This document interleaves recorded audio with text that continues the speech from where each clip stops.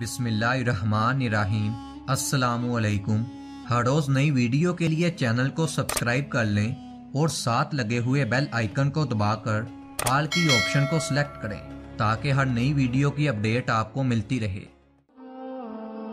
روایت میں آتا ہے کہ ایک دفعہ حضرت ابو بکر صدیق رضی اللہ تعالیٰ عنہ سے ایک سوال کیا گیا کہ ایک شخص نے صبح کے وقت ایک عورت سے شادی کی اور شام کے وقت اس عورت نے بچے کو جنم دیا۔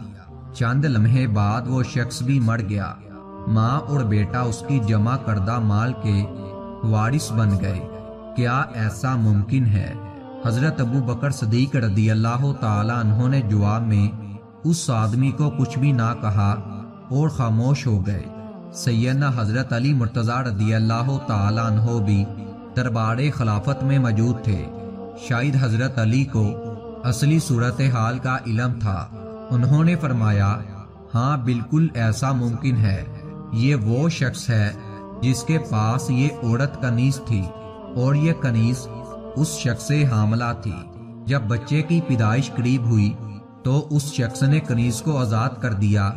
پھر صبح کے وقت اسی عورت کے ساتھ نکاح کیا اور شام کے وقت اسی عورت کے ہاں بچے کی پیدائش ہوئی۔